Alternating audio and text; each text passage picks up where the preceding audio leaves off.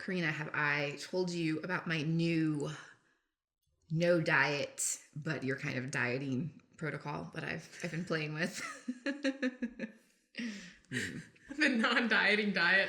The non-diet. The undiet. Yeah, it is. Yeah, the undiet. So I've been thinking about how food is oftentimes the first way that people think, oh, I'm going to change my health. Let me change what I eat, which is a really great, it makes a lot of sense because our food impacts us so much. But then, it's also usually a lot of people's like really big trigger. It's a challenge. There's a lot of charge around not eating certain foods or eating other foods. And it can just be like really overwhelming. So you change your diet without changing your diet. You just eat whatever you want. Don't change anything about your food choices or your food selection, but you make some of these changes so you can be on a schedule. So you're doing like, breakfast, lunch, dinner with all of the snacks, or 5 to 6 smaller meals a day. So you're eating regularly, because that's really good to help the digestive system find a rhythm. It's good for your blood sugar. And in terms of helping, like we hear a lot about boosting your metabolism, and people ask, how do I boost my metabolism? Well, it's not so much boosting the metabolism as important as helping to just create a stable metabolism. So what I think a lot of people don't know is that when you skip meals and when you calorie restrict, it actually throws your metabolism out of balance, because your body starts to become accustomed to the restricted calories or the skipping meals. And what that tells your body is this is a time of famine and you need to hold on to the extra fat, the extra energy. So what ends up happening is that even though someone isn't eating a whole lot of food, they're calorie restricting, their body is clinging on to every calorie they eat so strongly that now they can't lose weight. And so actually the real tip, the real trick is eating consistently, eating on a schedule, don't skip your meals, and don't skimp on your calories. Eat enough food to help you feel full. Yes. And actually, by eating more, you're boosting your metabolism, or you're keeping your metabolism more stable, because your body it knows that you're going to be eating again in a couple hours. It's okay for it to burn up some of that fat for fuel. Yeah, it's in a similar vein. I have heard from my doctor that calorie restriction, and not eating regularly can trigger anxiety in the body, because your body's like, oh, where's my next meal going to come from? I don't know. I'm really scared. And so sometimes people, when they're feeling anxiety, it's just they're hungry. Yeah, there's definitely, I think any of us can think about, how awful it feels when you're really, really hungry and you're starving. So not only when you get starving does it become way more difficult to make a healthy decision or just eat an appropriate amount of food.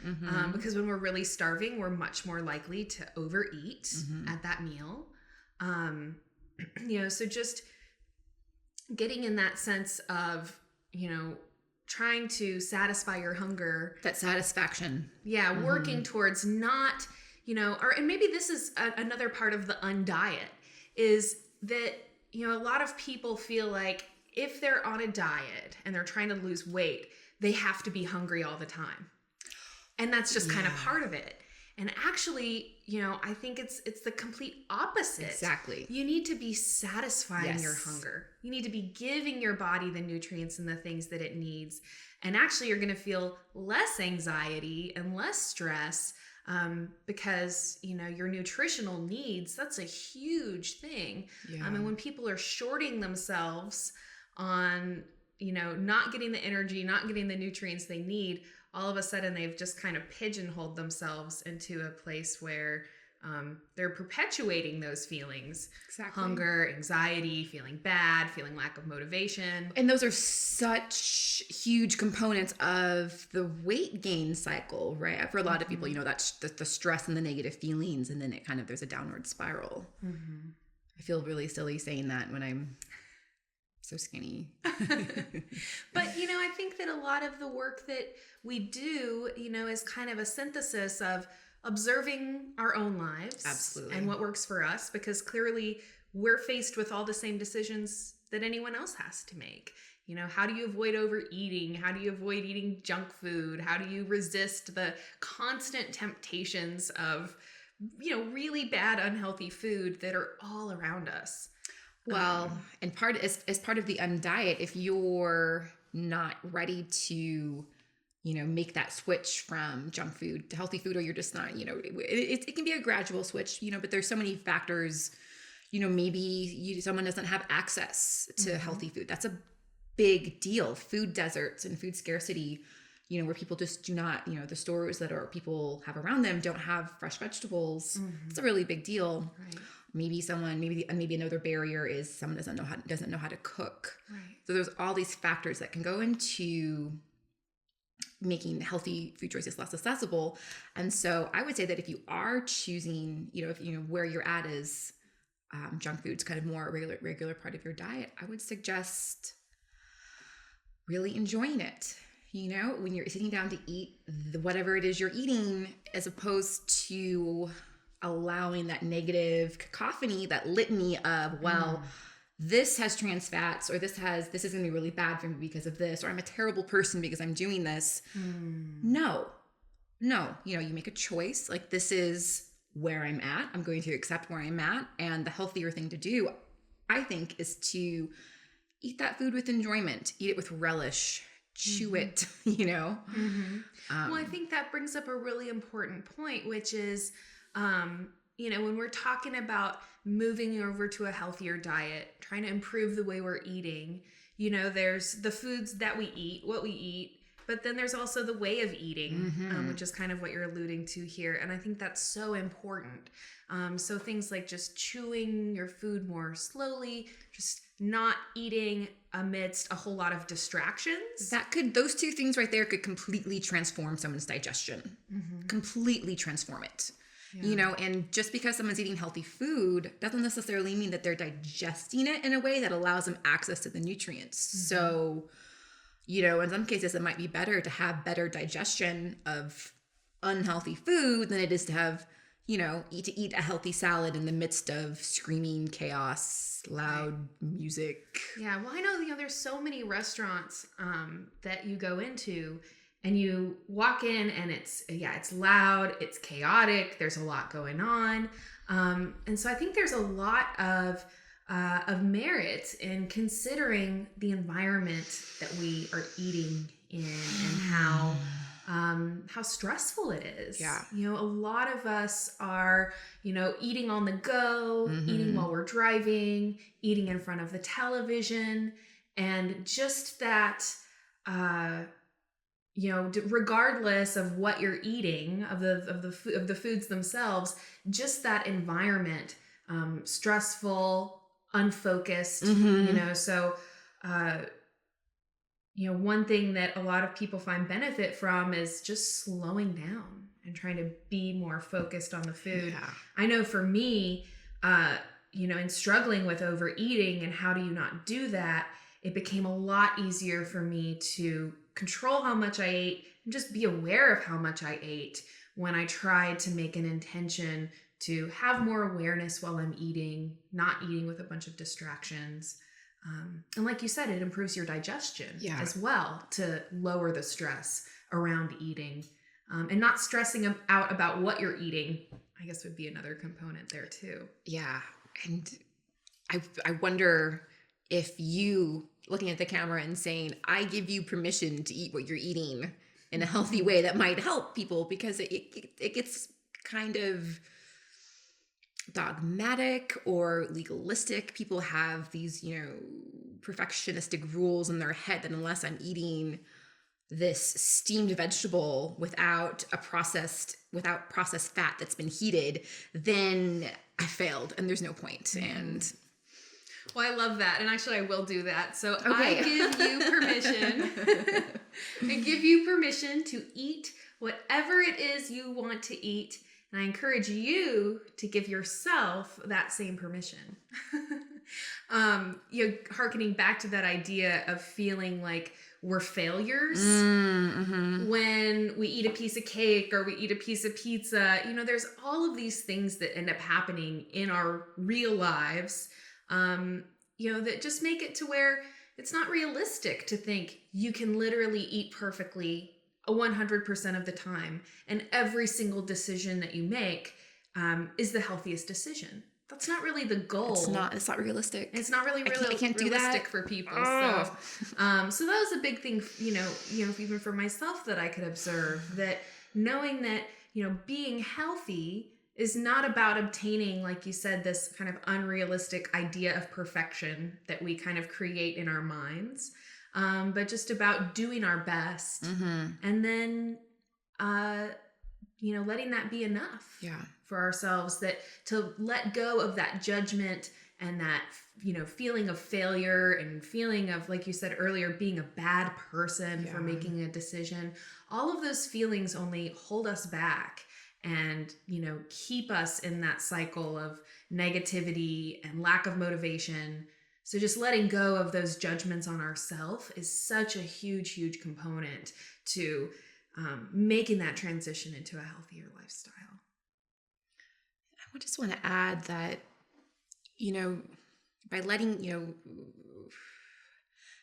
but when you let go of those negative thoughts and feelings, it's not so much that you erase them, right? It's more so that, you choose a different focus, when the negative thoughts come up, it's like, well, you're there. I'm not going to push you away. I'm going to let you be, however, my choice is, do I latch onto them? Do I reinforce them? Or do I allow them to be? And then like, oh, well, maybe I'll choose to focus on something else that's a little more neutral. Right. So there's, kind of an interesting phenomenon in the human mind where, we do gravitate towards that judgmental feeling, and we're very hard on ourselves. And oftentimes we're harder on ourselves than we would ever be on another person who was trying to do the same things, whether it's a friend or, our child, or, just anyone for that matter.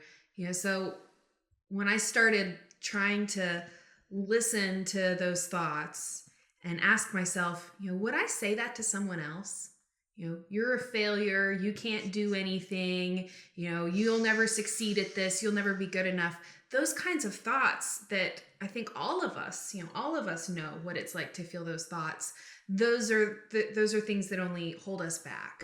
So how can we, like you said, be aware of those thoughts? We know that they're there, but then we're going to try and replace those with something more encouraging. And I try to think, Corrina, encourage yourself the same way that you would encourage a friend, because I would never say that to a friend. You're a failure, but no, that's horrible. I'd never say that to another person. But most of us go our whole lives constantly saying those things to ourselves. So I think that's a big, really big part of getting over that hump, is getting to a point where you can observe those thoughts when they come. They're never going to just go away, but then have a handling or a way of just recognizing, this thought isn't serving me. This thought is just judgmental. And you know what? Instead, I'm going to focus on the good things that I'm doing for myself rather than constantly just focusing on the negative. Because that negative focus just begets more negativity, and you can have all of the healthy habits and tools in the world, but kind of go back to what you were saying earlier, health is more than just what we do. It's how we go about doing it. Right.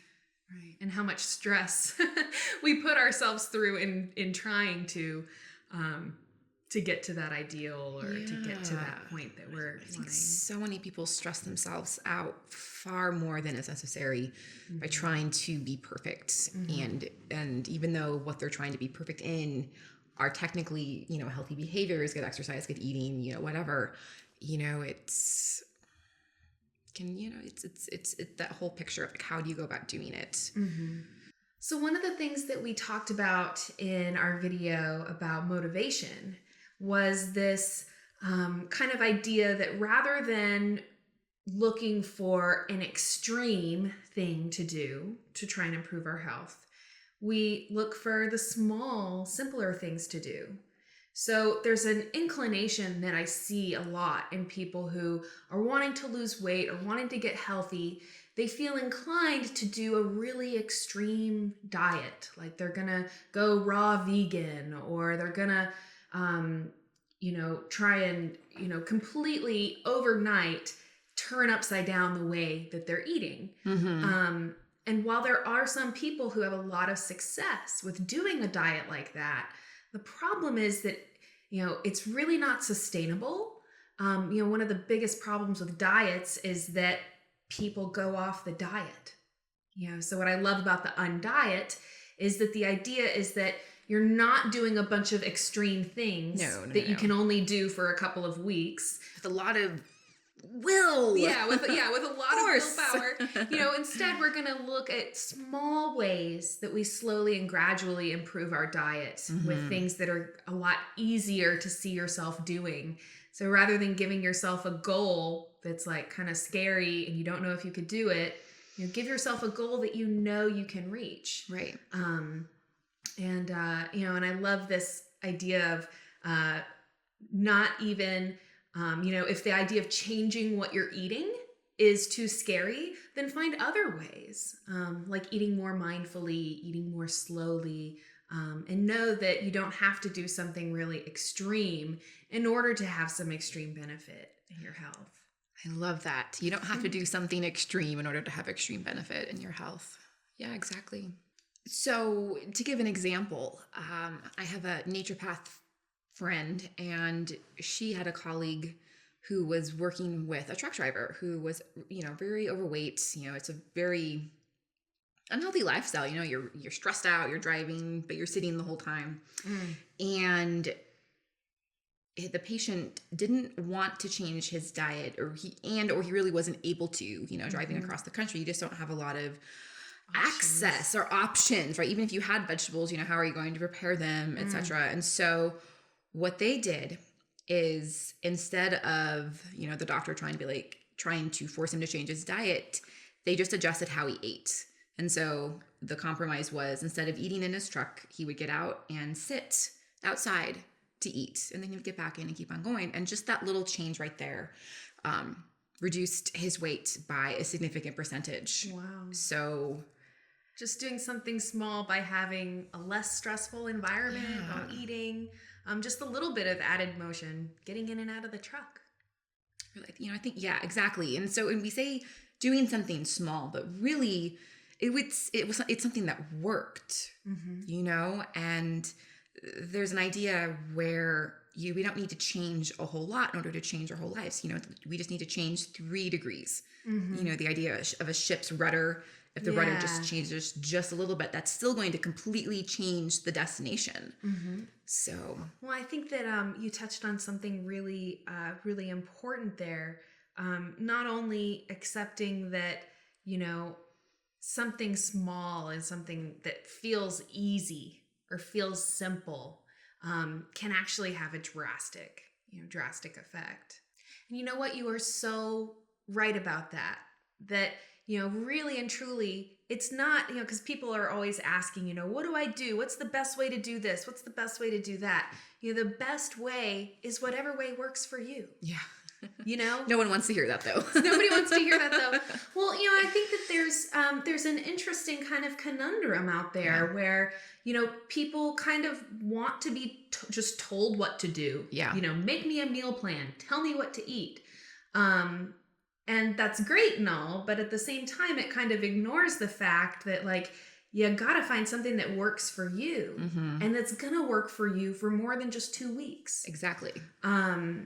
So whether it's exercise or changing your diet or finding a new, making a new healthy habit, finding ways to handle stress, these are all areas where there's just a multitude of different ways to get there. And ultimately, the best one is going to be the thing that works best for you. And it's it's easy for you to incorporate in your life. Because having an intention is great, but it's, coming up with an intention of something that you're going to be able to do and you're going to feel good about. And that's going to be more important than kind of having the pie in the sky kind of goal that you never really are able to get to. And it just serves as something that's kind of overwhelming and, that causes more stress in the person's life. Well, maybe we can break down a few ways for somebody to know if their habit is working for them in the moment. Like what are the qualities, if we're not going to give somebody like X, Y, and Z, this is going to be the solution for you for all times, maybe we can help them come up with a few tricks to know if a habit is really going to work for them and have a big impact. I like the whole proof is in the pudding approach. Yeah. There we go. Once you try it and you see that it works, that for me is definitely the tried and true approach. And just trying different things. Yeah. And then, I think when you find something good that works for you, you kind of know because it makes you feel good. You feel good about being able to make the decision. It wasn't super stressful to make that decision. It was maybe not easy to make the decision, but you could see yourself doing that regularly. You weren't exhausted afterwards. And I like this idea of, building your wins, and accomplishing things and giving yourself goals that that you can accomplish. Goals that feel easy. Goals that feel easy. Because the thing about a goal that feels easy is that you're almost guaranteed to go ahead and do that thing because it feels so simple. And then so maybe you're almost, you could see it as, tricking yourself. You know what I mean? Into getting healthier because you're not stacking up these huge mile high expectations of yourself. You're setting yourself up for success versus setting yourself up for failure, which is what those mile high expectations tend to do. They just knock us down. And it's harder to pick yourself up when you're ground down into the dirt and bleeding. Well, and when you start, the thing about motivation is that I feel like it's a fair weather friend, you could say. Sometimes it's there, you feel good, you feel motivated, and then other times it just feels like there's no motivation there at all. And that's kind of how it is, and that's okay. I think sometimes people, when I get questions about motivation, there's maybe an expectation that, there's a way to always feel 100% motivated all the time. And that's just impossible for everything in life, whether it's your work, your marriage, you know. So, you just need to find the happy medium and find what works for you. And we've certainly have plenty of videos on Psychetruth, sharing ideas on how to improve our health and how to improve our diet. So that information is there. But I love that we've been able to kind of take this perspective, the undiet approach, looking at, what are the other ways, the other tools in our toolbox, so to speak, that we have to improve our health. I want to thank you so, so much for taking the time today to have this little talk with me. Oh, it was my pleasure. And I look forward to having more interviews with you in the future. Let's keep them going. Yeah, I think this is really valuable information. So, thank you, Corrina. Thank you. And thank you so much for watching. I do hope that you enjoyed this video. I hope that you will leave us your comments and feedback. If you have topic requests for other topics you would like us to cover, we would love to hear those as well.